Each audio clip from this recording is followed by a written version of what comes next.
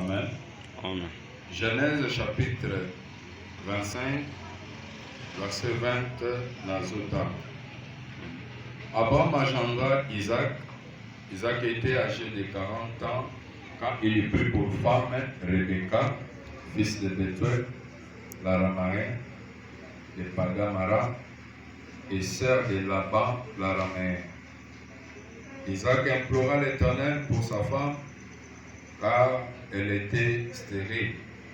Et l'Éternel exauça Rebecca, sa femme, devint enceinte. Amen. Amen. Tofan.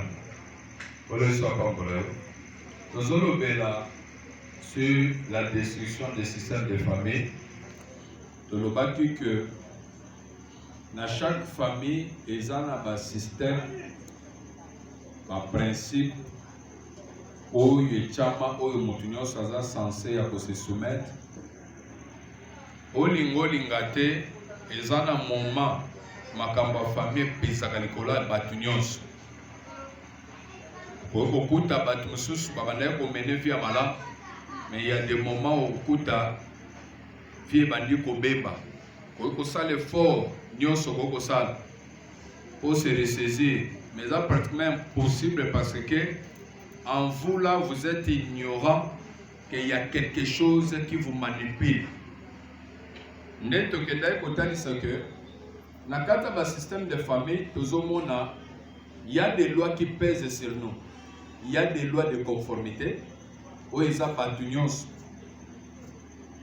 Au mato kita vous devez vous conformer. C'est-à-dire batunions faut baya koko yaka na vie moko. Mais quand on pesa ba nexebele oko kuta batu basimba bambongo ebele na kata na famille. Mais atabo simbi bambongo fin de fin mbongo esila bato batikali maboko pa et bato bazo succéder après bato wana baza na histoire ya bato bazali liboso bango mpe bakoki kozwa bambongo babandi mpe kovivre émergence na vie na bango mais il y a toujours un point de chute oyo bato nyonso bashitaka mpo kaka lo ya famille ekokisama ke bino nyonso boperde mbongo botikala maboko pa soki toke plus loin komona ke bato mosusu mpe bakoki kozala bali mais fruit à libala ezala te abota te mais libala baza na bamarie baza na kati ya ndako ya libala bamisusu bafanda na libala te akoki kobala mais sukasuka fo badivorce et tolobaki la loi de conformité nde ekendaka koengendre la loi de limitation, c'est-à-dire soki bato et que force à liboso eye kangi batu nyonso va se conformer. Ce qui suit maintenant, c'est la limitation. Et quand vous vous conformez, vous remarquez que la limitation c'est plus dangereux parce que la deuxième loi où eye ko peser par rapport à la loi ezaki liboso. Ce qui se conformer que au kufeli bana. Amen. Et que vous allez na bana au kufeli, vous allez na mbongo, vous allez maboko pamba. Et tant que mutakota kana étape wana tikali maboko pamba, loi ya limitation yake s'imposer comme un cas difficile que mutake ne kozwali su vio azaka na kaka. Est-ce que on télé? Amen. Alléluia. Amen. Et comme un cas difficile pour mutu akele ko accéder susu na vio azaka na ngwana. Ya ba mbongo asimba wana, comme ka passe. Okokuta siko ba signe wana na ba famille na biso nyonso. Tango batu bakotaka na loi conformité, okuti batu nyonso bakomi ndenge moko et mutu azo changer lisu vie, ka excella kende likolo a lisu te. C'est-à-dire batu bakomi limité. Ndeto lobaki c'est plus dangereux.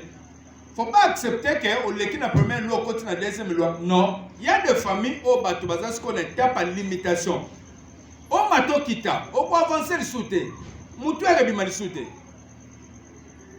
Pourquoi en vous là, et ça la force moko et pesaka pour rendre batu viwan, pour tika batu na etawan. Alors ce que biso te ko sambela, to yete poto zala ba yuma que Satan mone la biso.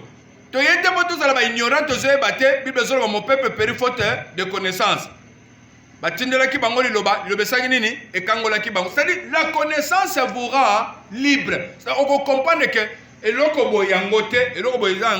puis vous allez combattre à tel point que tinzamba sani apesa ngai yano nakokana na bato wana te nde loko tozoboya pona yo ola pambola. Amen. Que yo kokana na bato bazaki liboso te na Bible bato ba précédaki ba misusu bakutanaki na ba même problème ba pe bayaki bakutana na même problème ko eza makambo echama ezala bongo ato za mwana nzambe eza na bato baleki na makambo wana nazobeta lisolo na pourquoi wa il y a Genèse chapitre 25. Abraham agenda Isaac. Abraham azanan. C'est notre père dans la foi. Alléluia. Amen. Abraham zamba zuye na famille na ye. Abotami pe na papa na ye na mama na ye. Zamba zuye ko ebisa ye bima na mboka na yo, bima na patrie na yo, bima na famille na yo.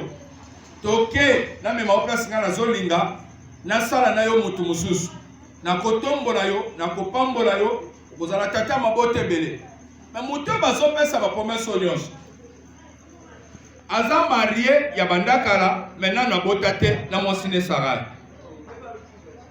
et baye na voyage na bango na étape nyonso elekaki esali que Abraham amekuti po bota rencontre ça dans Nzambe na 75 ans a eu promesse. Mais à ce moment après 25 ans, s'il vous plaît, 25 ans, d'Abraham a eu Kobot. Mais à Boti Pambate, d'être le que c'est maintenant. Ce qui va imposer qui bise l'eau, ce qui va imposer qui l'eau moko que tu vas tirer la bombe. Balongola o esengela ki biso tozala ndenge babotola ki riben vie balobi ke riben yoko zo place de bosote ça doit okuta na famille basi ba limiter mbongo ezala te babotola mbongo semaine mbongo na ofriso. Amen. Na Bible semaine ba eti di fo zonga. Amen. Semaine réussite il faut kota na nzoto. C'est pour cela que bazoloba belle la moto traverser na makila na yo. Musisa ya mabe oyo koko zala ke batu bakoko simba biloka minene te. Moto na Nzambe tumbango na kombo na Yesu. Soit temps, même à 7, 8, 10 minutes, priez. Priez. Bible sur la résistance au diable, il faut le. Quand on dit résistance, c'est-à-dire force contre force. Dans le moment où il y a besoin de temps, il y a qu'on multiplie force, on a force, na nguya nzambe. Au de l'eau, et pesa quand on a temps et katane kim. Viens pour moi, ma ça il faut voir. Avant ma Bible la femme. Mais il y a bandi kolela. Que papa nazana mwana te. Nazoko ma mukolonga yo. Na okufa kaboy, mwana zate. Nzamba ebisi okoboto. Un jour Nzamba yekoleka na liboso Abraham. Abraham ayambi 3 personnes na koleka balie Nzamba zopeselaka ke na même époque oyo mwasi na yo Sarai akobota mwana mobali. Et na même époque Sarah aboti mwana mobali Isaac.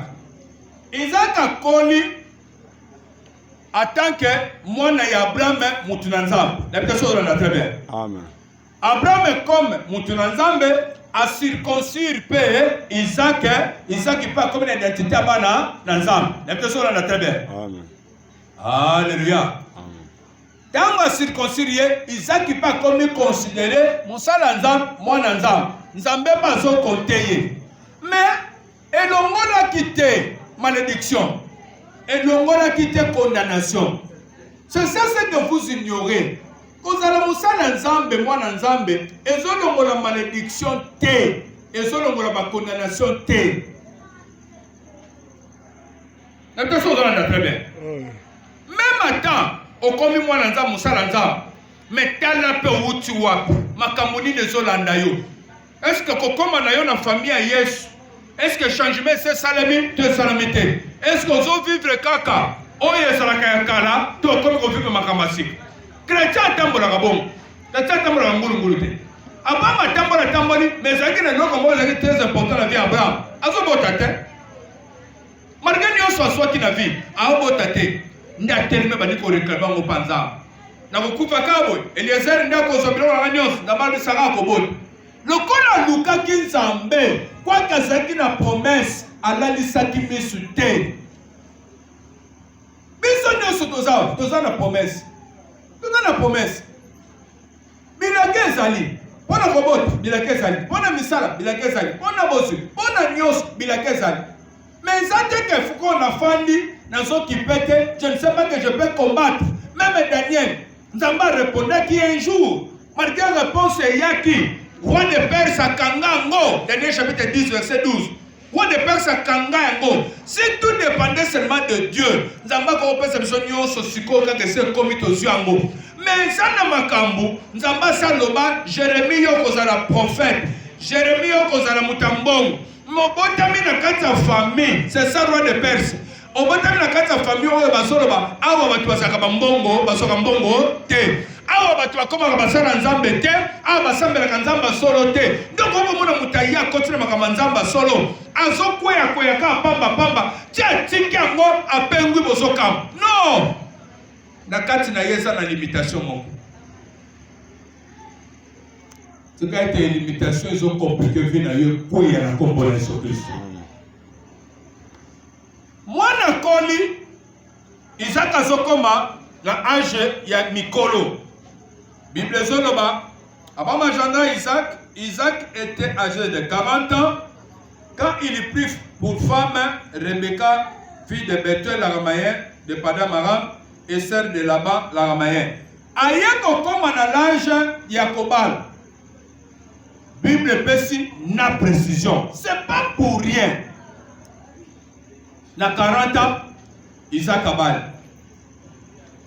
Oya, Abamina, Sarah, Toyebi agité. Mais Nzamba bandi na bango promesse à l'âge de 75 ans. Mais tout le monde n'est pas bota après 25 ans. Mais Isaac Azoya Kozwa, moi aussi à l'âge de 40 ans.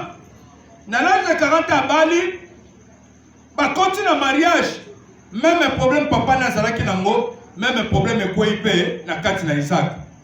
Mais ce qui Isaac déjà azobotama papa naza mosala nzambe. Isaac pas bandi kokola bien circoncis après 8 jours. Ba circoncire akomi pe mwana nzambe, azotambola pe na ba principe papa na ndenga la kisaka batu na makama nzambe.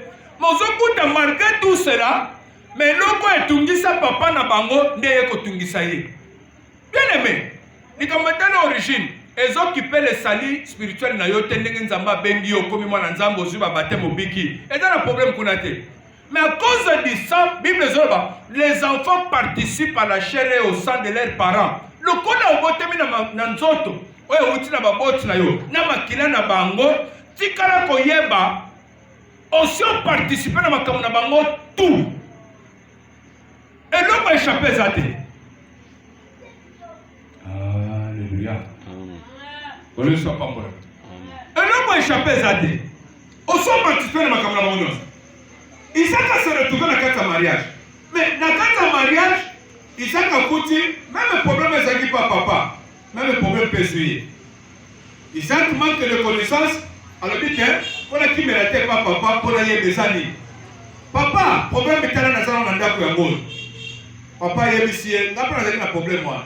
Mais Moutampa, ça a une solution. Dans le genre de limitation à Bongo, et Zanzambo, il faut soit ce que Moussala, il y a côté de Makobanda Kobel et la Epona Kao. Quand il y a un Samutumoko, on est capable de construire sa limitation dans la vie, c'est Jésus-Christ de Nazareth. On est capable de construire sa loi en conformité. Et Zanzambo, Tozobele là. Cette semaine, sont invoqués, madame, Singawane Kokiko Katana na Kombo na Yesu-Kristo. Amen.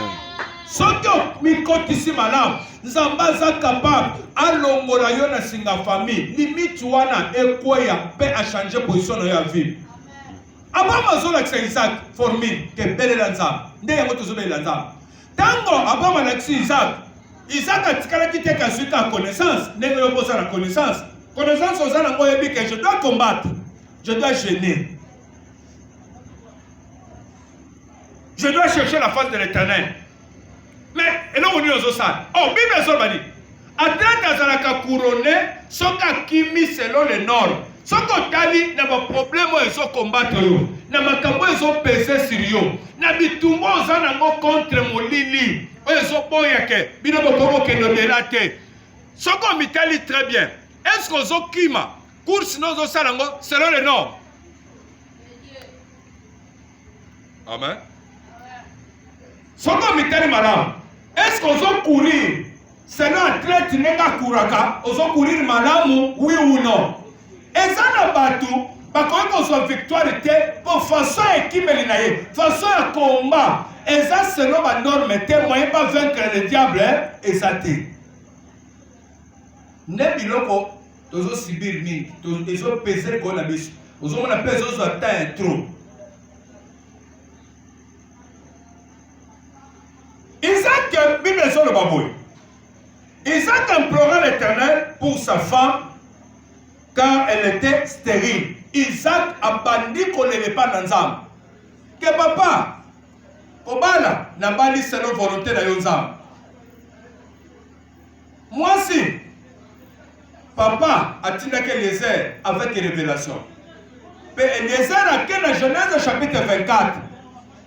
A son coma, dans mboka na biso, place papa Botama, a son invoqué présence na yo. Que opesse à la femme qui m'a été destinée. Et yo bimisa Rebecca o. Na suis na mukilité, pense à la que na sala que rari yango nde na zobota te. Mais na boti selon ta volonté. Yo muto bimisi moi soyo, o ya uti selon ta destinée que bongisa ke ngafona bala ye. Mais malgré nyonso eza ya kokoka. Pourquoi ils ont ça que loi e kangaka papa limitaka ye ke abala na bota te pour que zo pese ko nangai. Isaac a bandit qu'on poussait l'argument, on a convaincre Nzam, on a dominer, qu'on longue pas dans Nzam, on peut dire qu'on a un état ôté, on peut dire qu'on a une situation ôté. Peut-être qu'il y a pas dans l'église. Quand on a Nzam, et c'est fort noté, c'est la volonté de Dieu. Nzam n'est pas bien au comme moi Nzam, mais ma camboso vive dans qui moi Nzam. Est-ce que c'est un mot volonté Nzam? Est-ce que c'est Nzam belo kalinga qui pone? Et peut-être chose on a entendu. Amen. Aux gens d'église les lots, aux ensembles, aux ossailles d'ensemble. Bon zamba bengio. Aux hôtels très bien, aux ossailles moussala ensemble très bien. Babengio peut moi ensemble, moussala ensemble, servante de Dieu, serviteur de Dieu. Mais est-ce que ma camboso vive? Est-ce que ça on zamba bon miserakio? Isaac babalani na Rebecca, s'il vous plaît, selon la volonté de Dieu. Mais peut-être il y a yo libal, il y a yo ma camboso sale, et sa volonté ensemble terre. Pour yo bala motion, n'a ne m'intéresse pas aux vous pensez que pour se marier, il faut pas la canne de se faire aux humains. Non. Il y a Isaac qui n'a Rebecca selon la volonté de Dieu. Eliezer, dans le chapitre 24, à Foukami, à partir du verset 10, à tout niveau volonté ensemble. Que Seigneur, voilà, je me tiens. La source à Maya. Les filles des gens de la ville vont sortir pour puiser de l'eau. Que les jeunes filles que je dirais, penche ta cruche, donne-moi de l'eau à boire. Celle qui répondra, bois, et je donnerai aussi à tes chameaux de l'eau à boire. Sois celle que tu as destinée à ton serviteur. Et par là, je comprendrai que tu uses de bonté avec mon Seigneur Abraham. À sali prière, à sali sakité, Rebecca yon a zone mana cruche, à autre côté kamai. Eliezer a zone andaye, tabela la maye maman le bit mena. Eliezer a mena a zosi sakaba le bit. Na moni na toke la pe ba punda no nyonso mai ba mela. Abandi ko kene ko toka ba mai azopesa ba chameau. Ba meli ti ba silisi nde Eliezer akamwa le bi eloko na sendi Nzambe nde ko kisami. Ya luki kutu Nzambe ba bana. Mais malgré sa volonté Nzambe, moi c'est destiné pour Isaac. Mais Isaac a se retrouvé bitumba muki. Le monde est sous la domination du diable. C'est-à-dire tozo bota na ba famille au diable sa joie. Possession de ma famille en s'imposant. Ce qu'on comprend c'est qu'il faut qu'on combatte d'autres choses. Il faut qu'on bunda pour la promesse de Simbango. On considère Bilaka, mais Bilaka n'a pas de satana à téléméliango pour Simbiangote.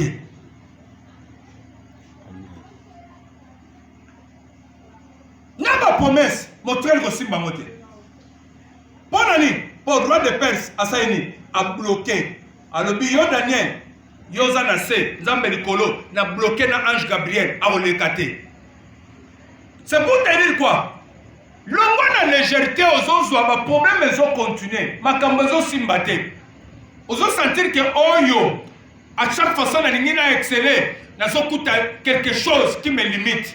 Na on mona kama problème mo foya, mbongo koi, est limité. C'est-à-dire, moi na leka. Monta moko ezate moyena mata makasi ezate moyena zwa promotion munene na musala ezate na bisiko ba promettre ngamu na ozwa mais na ko sutuka chef mususu azoya ko imposer chef na bisala ngachangai ke zo petit frère nango cha place one so chef agochanga to facha leki ya mukonzo achake place one agochanga leki ya mukonzo achake place one so ekoko bima on dirait ça clair et ça normal à pour chef à salaki moi recommandation il y a moi celle que va zingate mais pourquoi chaque fois place sengeli yozwa bien ozo makamamana il faut que tu aies obstacle moko eye c'est qu'il y a quelque part et non comment ils ont limité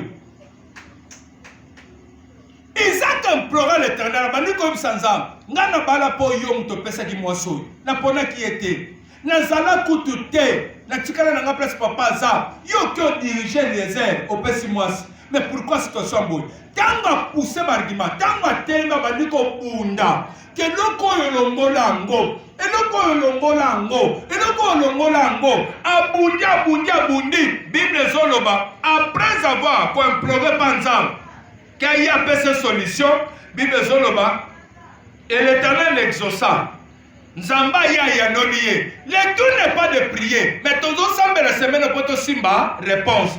Que nzamba salini aya nolayo bisika misale mono na kate misale salini e monana. Soki ba limita ba tuke ba koko za ba engager te.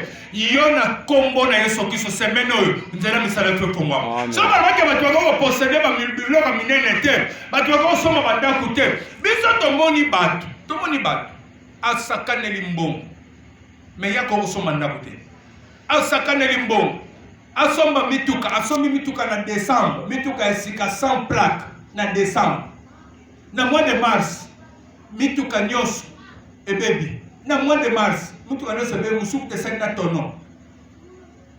Et baby, bis à transport, Toyota, bis à transport, moteur de Betty, Mercedes et sali tonneaux déclassés, batekango primangondo. Mais biloko basombi na mois de décembre. Mois de décembre, nga témoin. Moutaboy, okanisi ke il faut si mabilo. Ya pesa on a tebe. Amen. Okanisi ke faut si mabilo. Aussi mabilo kote.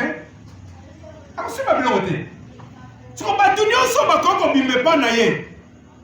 Ba yebe ese bakoko ba ke bitumbo zo zela bango. Ndio koko mona, o me ko somba voiture boy. Ozo voiture na crédit zo compliqué yo. Mais ils ont compliqué pourquoi? Ils ont compliqué pour Bino aussi Makabiloko yo te. Pourquoi vous possédez Bilo Kamine te? A tel sur besoin qui va porter la cabine en haut.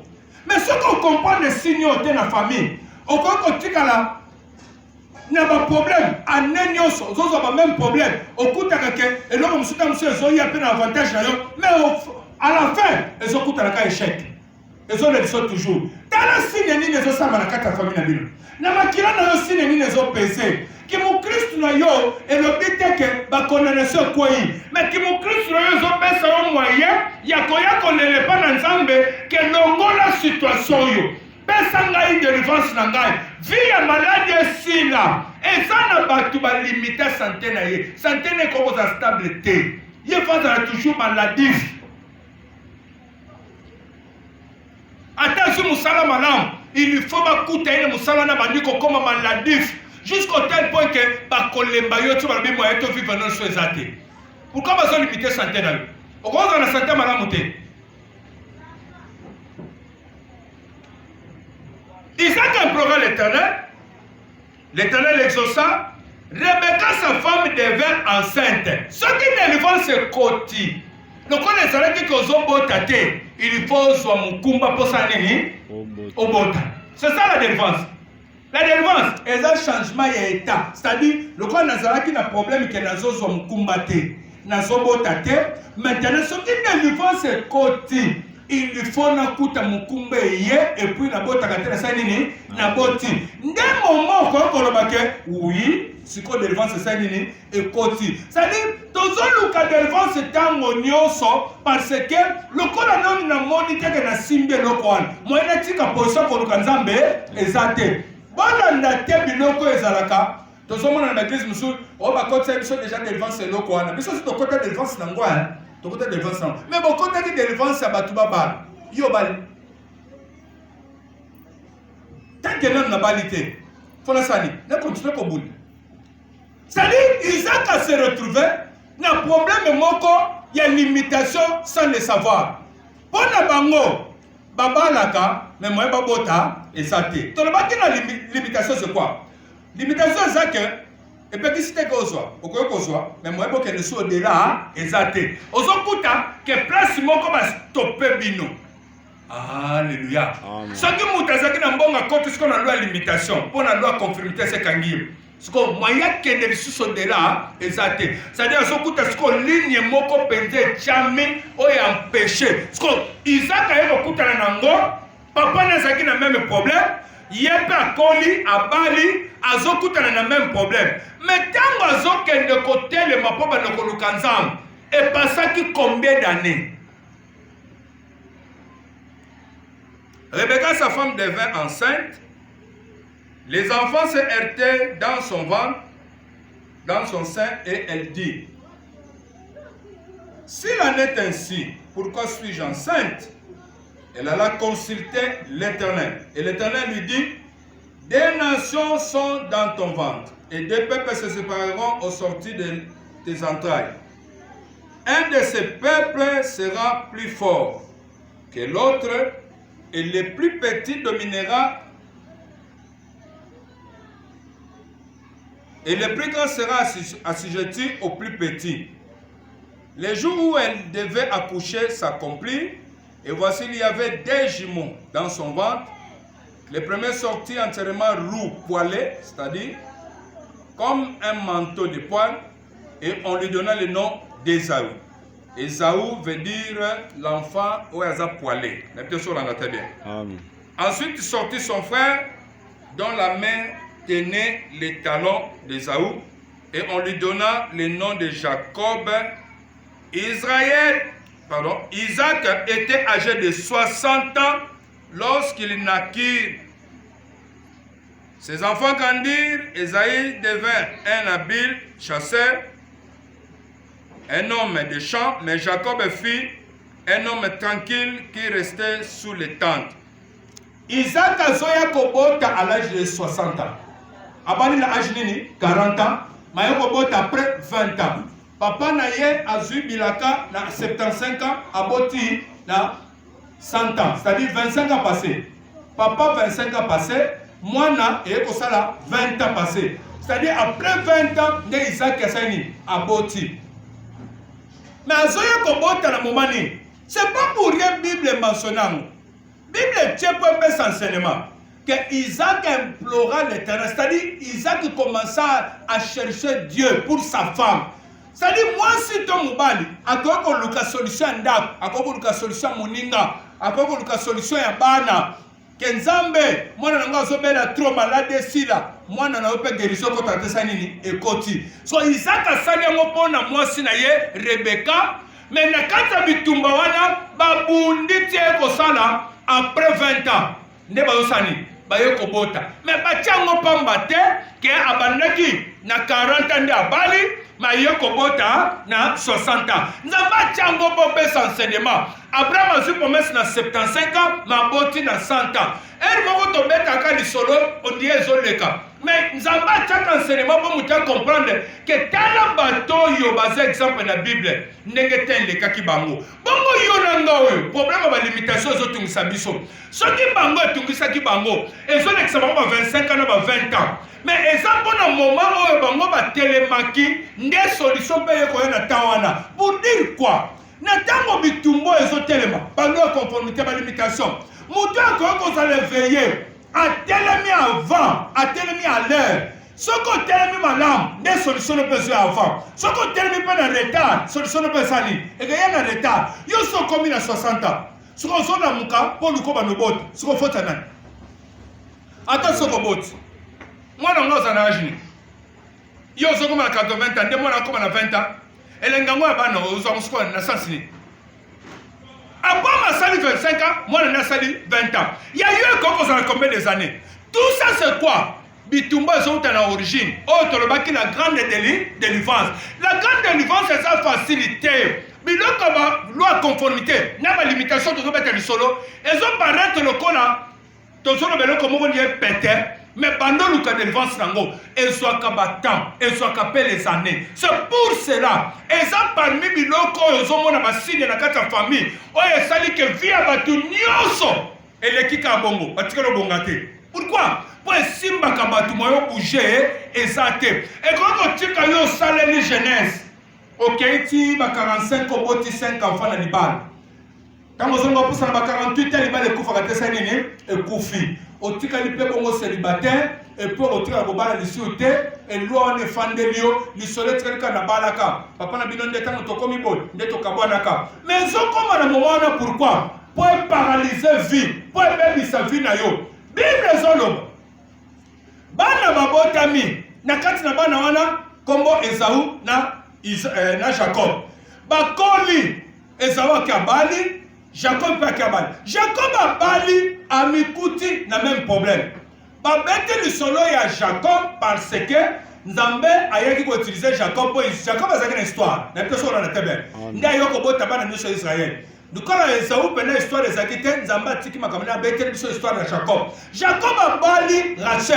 Rachel pas mikuti na même problème azobota te abandi ko tungisa Jacob ke botisanga botsanga Jacob atomboka jour musolobi ngana na place Nzambe ngam na place kabana il faut que nous Nzambe tongai et Bible zo confirmer ti mukolo Nzambe yaki ko intervenir po babota nde ko sala ke babota Jacob a mikuti na même problème nini ya limitation makamba ko bota tanga zobotama ye moko bazoka le pese sous komba nini ya Jacob komba Jacob ali ko lobani a partir ko mona tanga zobotama abotama kangilo ko ya na ye basage femme balobi oh alanga boto la place à liboso loka nga boto la place à liboso mwana liboso ko botem ba poil to pese Esau elakisi ba poil ye to pese komba Jacob c'est-à-dire quoi aza muto azokana makasi po yazo forme sa nini abotola c'est-à-dire loi azo peser à limitation nan o ya botami nango keke botola ba problème ya kobota e benda lié lisusu ba problème mususu akeko mikuta ke na kombo ba pamba ye et ça dit que limité ye moya zo na facilité ezate partout Jacob à l'équipe azo zokana makasi partout Jacob à l'équipe, il faut bunda, abotola. Ce qu'a bundi ti abotorité, Jacob moyezoa ezate. Ti mukolo, ayeko kutana Nzamba zo délivrer zo ba kombo longwe Jacob. Comme on est comme Isaac. Ozala tata mabote bele. Ozala bo. Nzamba pambolie. A partir du jour où on délivre ce koti kombo longwe. Ngem via Jacob esani efongwami. Mais pourquoi kombo yeko peser ko na ye? Pourquoi ça le mikabo? Pour ça déjà la loi moko eza kati na yende zo bendele makam loi ezo peser à limitation kati na vie na yo e ko bendelo lisusu makam mususu e fongolo yo ba porte mususu ya Jacob e botela ke sous problème na makama mbongo na makama réussite na makama consoi na makama salaire na ye Jacob azwa na facilité te nde loko tozo boya peut-être ko kanisa biso to aka na même problème mais kende ko tala okokuta loi na limitation ezo peser na makambo ebele c'est-à-dire loko nyonso lingo kenango oyo ko sala ka avancement na vie na yo loi ya limitation ke peser et que peser likolo tellement likolo to sala prière nazana poso zo ata ya kosambe tozo sala de requête liboso ozo bele la moto na Nzambe traverser katina yo effuyer soki eza na condamnation moko ya limitation na makila nanga moto na Nzambe tumbamo. Deuxième requête soki eza na présence moko ekendaka kobendela nga bitumba kobendela nga makambo ekoko limitaka ngai kobendela nga makambo ekokanika na balimitation tozo attaquer pe esprit wana est-ce que tellement likolo amen tellement likolo tozo sa prière ozo kitsa moto na Nzambe ce soir moto na Nzambe traverser katino soki eza na singa moko a famille lien moko condamnation moko moto na Nzambe tumbango to samarika